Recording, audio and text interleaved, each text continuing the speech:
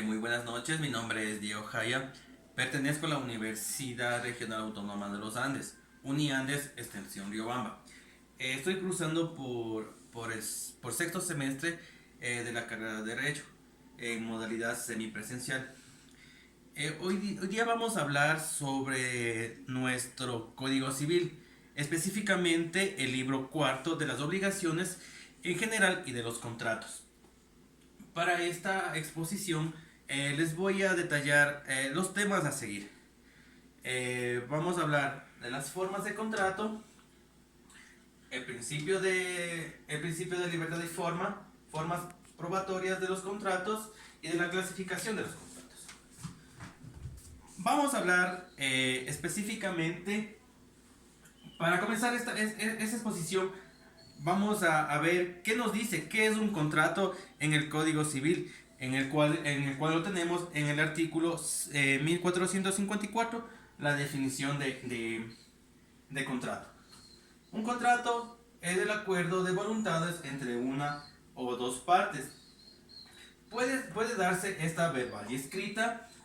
Se otorga una remuneración a cambio de un servicio. De la misma manera, los contratos de las dos formas existe la escrita y la verbal. Vamos a hablar un poquito del contrato, de los contratos. Hablemos en síntesis y un poco detallado para una mejor comprensión. Los contratos verbales y los contratos escritos.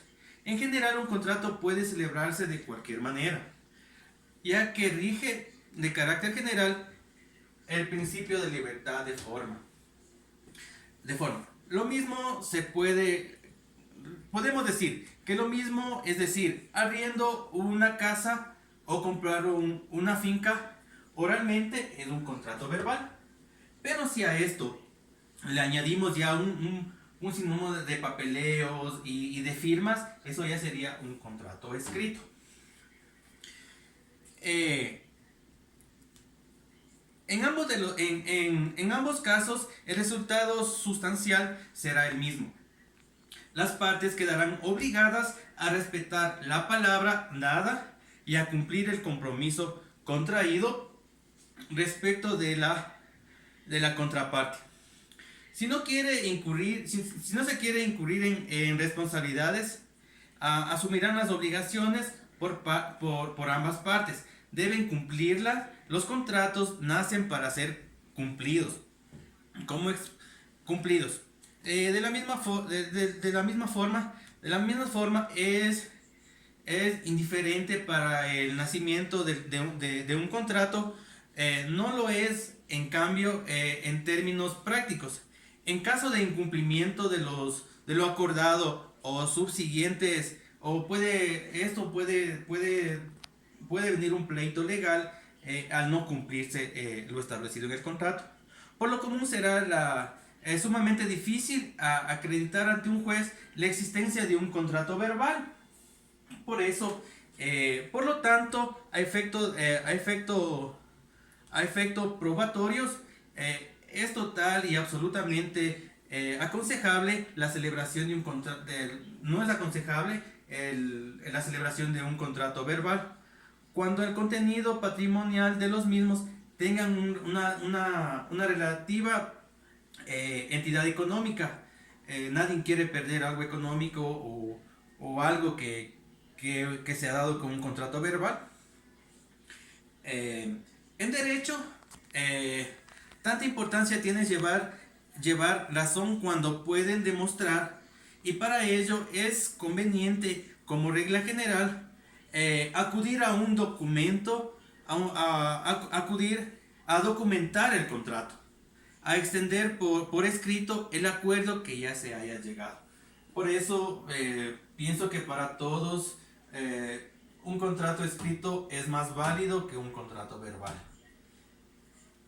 En las dos partes tienen que cumplirse lo acordado, pero para una mayor responsabilidad y para una mayor confianza, creo que el contrato escrito es el más aconsejable.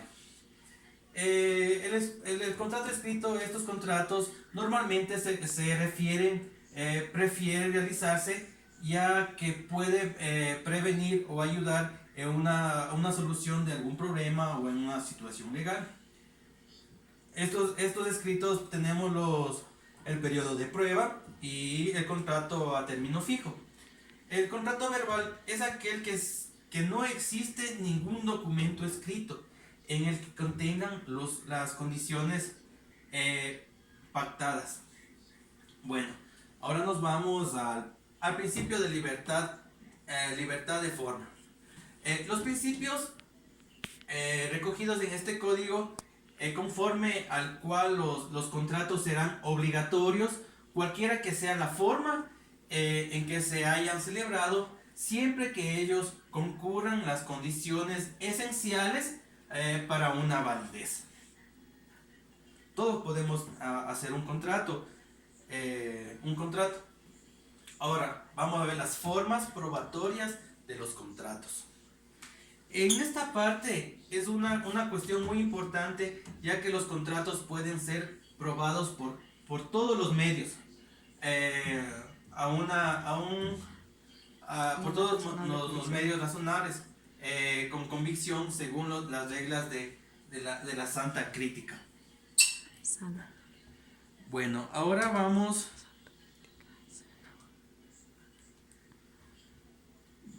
a ver las pruebas de los contratos. Vamos a ver, tengo aquí un documento, vamos a hablar de los contratos de trabajo. En la forma de la prueba de los contratos de trabajo, es poner un ejemplo. ¿Qué nos dice esto? Que la forma y la prueba de los contratos es una cuestión muy importante a los efectos de la preconstrucción probatoria de dicha relación laboral. Lográndose de esta manera sumar la mayor certeza jurídica de la misma. Ahora bien, ahora nos vamos a la clasificación de los contratos. Tenemos en nuestro Código Civil la clasificación de los contratos y que obviamente, como estamos hablando del libro cuarto, son de las obligaciones en general y de los contratos. La clasificación de los contratos los encontramos desde el artículo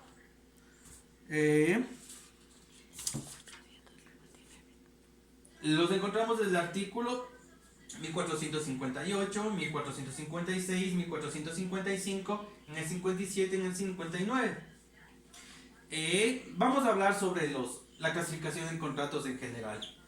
Tenemos el unilateral, el bilateral, el gratuito, oneroso, principal, accesorio, real, solemne, conceptual, conmutativo y aleatorio.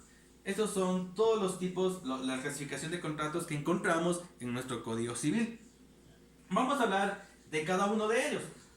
Podemos decir, vamos a hablar del contrato unilateral. ¿Qué nos dice el contrato unilateral establecido en el artículo 1455? Quien se obliga es una parte, mientras que la otra no tiene obligación alguna. Como un ejemplo podemos poner el contrato de préstamo o de comodato. Por ejemplo, aquí lo más habitual que podemos ver en esta clase de contratos, pongámosle una asociación que necesita un espacio físico para ellos. Y donde más pueden haber muchas partes o muchos propiedades en comodato, puede ser el Consejo Provincial o el propio municipio. ¿Qué hace la asociación? El presidente de la asociación habla con el alcalde o con la persona encargada y hacen un contrato de comodato. El contrato de comodato es más por el tiempo que van a utilizar eso. Y a cambio del comodato es mantener, cuidar y proteger el bien que se les dio a dicha asociación. Y firman un contrato de comodato definiendo para cuántos años pueden ser. Ahora, vamos a hablar del bilateral. Ambas partes se obligan. Aquí, por ejemplo, ambas partes se obligan en este contrato. Podemos poner un ejemplo, un contrato de compra y venta. ¿Qué podemos decir? Que el vendedor se obliga a entregar una cosa y el comprador a pagar el precio. Típico el contrato de compra y venta de un carro. Eso es lo más usual o lo que es más habitual hoy en día. Yo me venden un carro, el señor me da la cosa y yo por esa cosa doy mi dinero al precio doy mi dinero en cuestión de precio y de pago. El gratuito estamos en el artículo 456 donde que está el gratuito y el oneroso. El gratuito solo beneficia a una de las partes. Aquí hay el contrato de donación. El oneroso, ambos contratantes obtienen un beneficio. Vamos a hablar del principal y el accesorio que encontramos en el artículo 1458. De la misma manera, el principal que nos dice, no depende de otra persona para existir. El contrato de arrendamiento. El contrato de arrendamiento es un contrato a la persona que va a ocupar una casa. No depende de otra para existir, sino, como yo les podría explicar, es un contrato donde uno va a ir a vivir. Las mismas cláusulas de cómo se entrega el departamento, de las condiciones, de la garantía, el tiempo, no el tiempo estipulado en que van a vivir en ese departamento, ¿no? Sino más es el contrato para el cuidado en sí de todo el departamento que se está arrendando. Es una garantía más que todo este contrato. El accesorio depende de otra para poder existir. El contrato de prenda es un contrato de prenda que se da para garantizar el pago de un préstamo. A ver, aquí vamos a hablar un poquito de cómo sería este contrato o de cómo yo podría definir este contrato con un ejemplo. No hablemos de usura ni de chulqueros, sino hablemos de personas comunes que, por ejemplo, necesita una parte, un dinero que le preste. Pero para asegurarse y que tenga él una garantía, le podría firmar una letra de cambio. Ese sería un documento donde sería un contrato donde que yo presto mi dinero, pero a cambio tengo una garantía. Como les digo, puede ser la letra de cambio o a su vez puede ser alguna prenda por ese dinero que yo estoy prestando. El real, cuando se necesita para su validez la tradición de la cosa. El solemne y el conceptual, lo tenemos en el artículo 1459. ¿Qué nos dice este? El solemne, ¿qué nos dice? Se requiere que se cumplan ciertas formalidades establecidas en la ley. Como ya lo tenemos establecido en nuestro código y en la ley, tenemos que respetar todo lo que está ya escrito. El conceptual se perfecciona por el solo consentimiento de las dos partes. O sea, hay un consentimiento de las dos partes para firmar un contrato.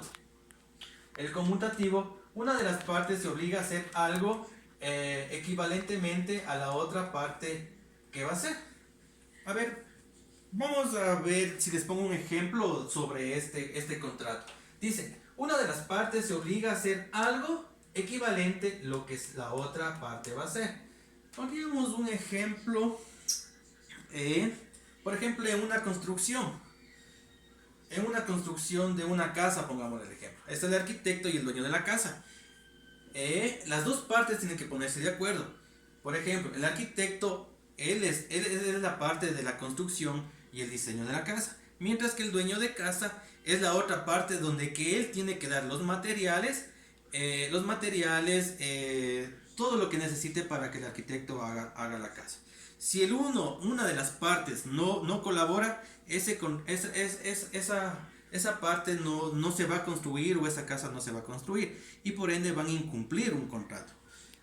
Por eso dice, una de las partes está obligada a hacer la otra equivalente a lo mismo.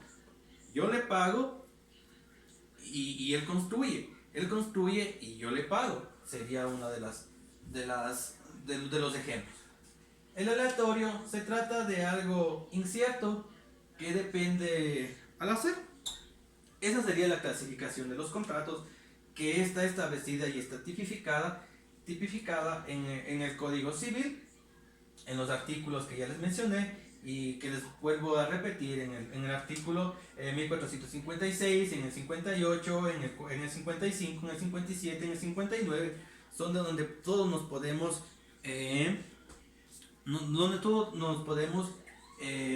poner al tanto sobre los contratos y qué clases de contratos tenemos y qué contratos rigen en nuestro territorio, en el Ecuador, y está regida por la ley. Eso es todo mi exposición. Muchas gracias por su atención durante este tiempo de clases que estamos con esta emergencia sanitaria. Daremos las clases de la siguiente manera, interactuando estudiante-profesor de esta manera. Muchas gracias por su atención, les repito, una buena noche. Gracias.